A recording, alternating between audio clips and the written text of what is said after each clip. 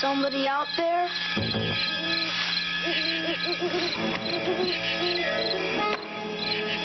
E.T.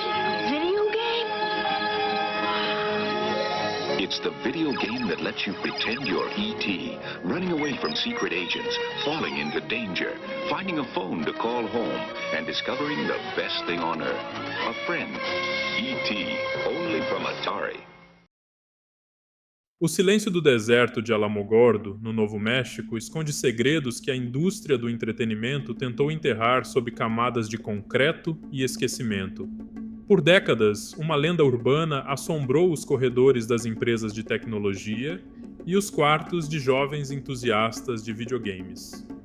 Dizia-se que, no meio da noite, uma frota de caminhões carregada com o maior fracasso da história havia despejado sua carga em uma vala comum, selando o destino de uma empresa que um dia dominou o mundo.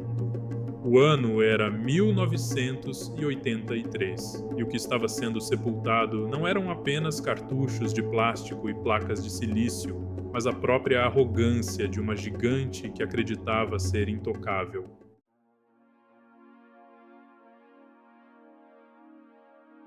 Para entender como chegamos a esse cemitério tecnológico, precisamos voltar ao tempo em que a Atari era a rainha absoluta do entretenimento doméstico.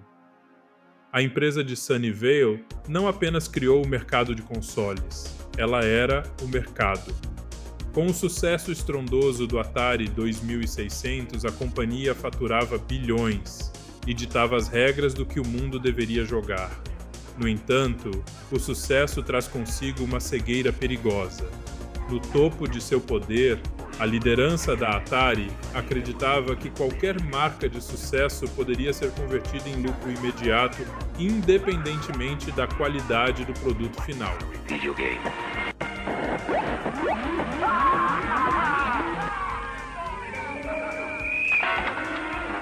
O inimigo veio com fantasmas, seres extraterrenos, mísseis, androides. Mas a família desafiou sua inteligência e venceu. Alô? É Rádio Patrulha. Vai, filho, agora!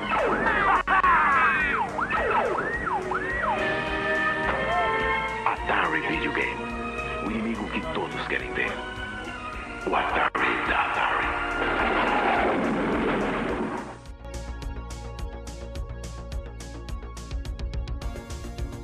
Foi nesse cenário de euforia e prepotência que surgiu a oportunidade de ouro: adaptar o maior fenômeno cinematográfico da época para os videogames. Steven Spielberg havia acabado de emocionar o planeta com a história do pequeno alienígena que queria apenas voltar para casa. E Teu Extraterrestre era mais do que um filme. Era um ícone cultural que movia multidões e gerava uma demanda sem precedentes por produtos licenciados. A Atari viu nisso a chance de consolidar seu império para sempre. O acordo foi fechado por valores astronômicos para a época, cerca de 21 milhões de dólares, apenas pelos direitos de licenciamento. O problema, no entanto, não era o dinheiro, mas o tempo. A negociação se arrastou tanto que, quando o contrato foi finalmente assinado no final de julho de 1982, restavam apenas 5 semanas para que o jogo estivesse pronto, fabricado e distribuído para as prateleiras a tempo do Natal. Era uma missão suicida.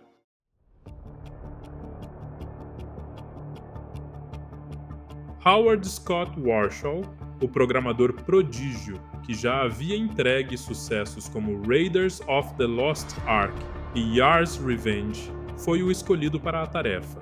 Ele era jovem, brilhante e carregava uma confiança que beirava o impossível.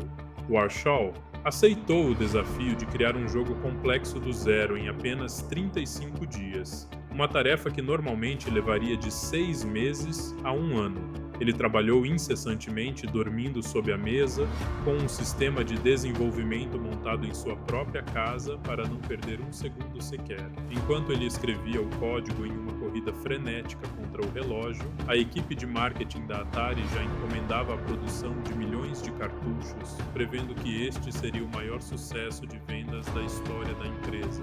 Eles ignoraram o fato de que o jogo ainda não existia e que não haveria tempo para testes de qualidade ou ajustes de jogabilidade.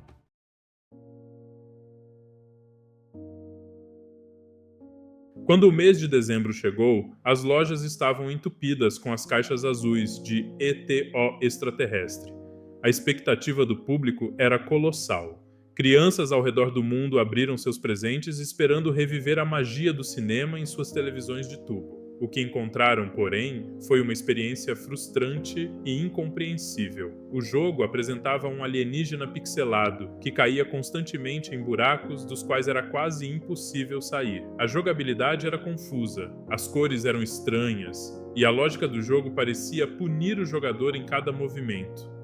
O encantamento rapidamente se transformou em decepção e logo depois em fúria.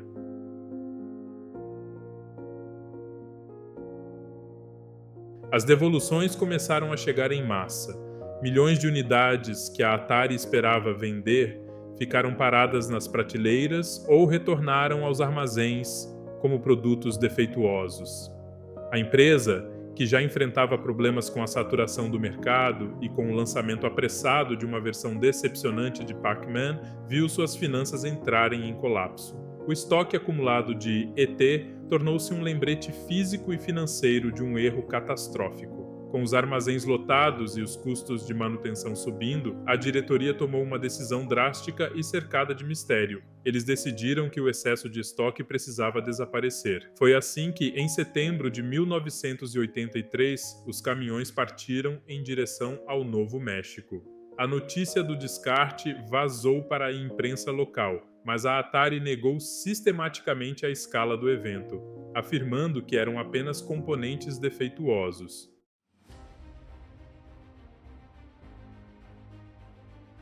Com o tempo, o episódio se transformou em uma das maiores lendas urbanas da cultura pop. O aterro sanitário de Alamogordo tornou-se o local de repouso final para o que muitos chamaram de o pior jogo de todos os tempos. A queda da Atari não foi causada apenas por ET, mas o jogo tornou-se o símbolo máximo do crash dos videogames de 1983, um evento que quase aniquilou a indústria na América do Norte. Por 30 anos, o deserto guardou esse segredo sob camadas de terra e cal. Historiadores e fãs debatiam se o enterro era real ou apenas um mito exagerado pelo tempo. A resposta só viria em 2014, quando uma equipe de documentaristas e arqueólogos modernos recebeu permissão para escavar o local. O mundo assistia com respiração suspensa enquanto as máquinas removiam a terra seca. Seria possível que os jogos ainda estivessem lá? Após horas de busca frustrante, os primeiros fragmentos começaram a surgir. Caixas amassadas, manuais desbotados e, finalmente, o cartucho intacto de ET-O extraterrestre. A lenda era real.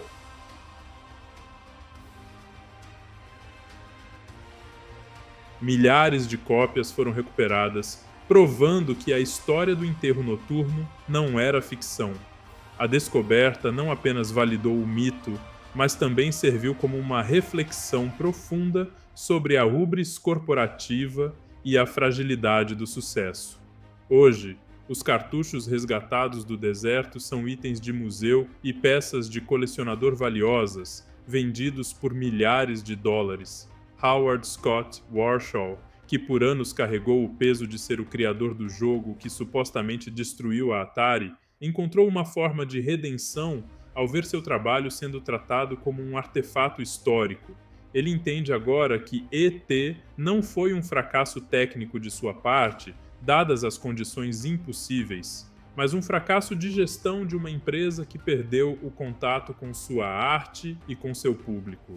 O deserto do Novo México finalmente devolveu o que havia sido escondido, encerrando um capítulo de vergonha e transformando-o em uma lição eterna para todos os que criam e consomem tecnologia. A história do jogo enterrado no deserto nos ensina que o progresso não pode ser forçado pelo lucro imediato. e que a qualidade é a única garantia de longevidade. O fracasso de ET foi necessário para que a indústria renascesse com regras mais rígidas e um respeito maior pelos jogadores. Se você gostou de desvendar este mistério da história dos games, não se esqueça de se inscrever no canal Descobrindo com M. Vilela 12VC.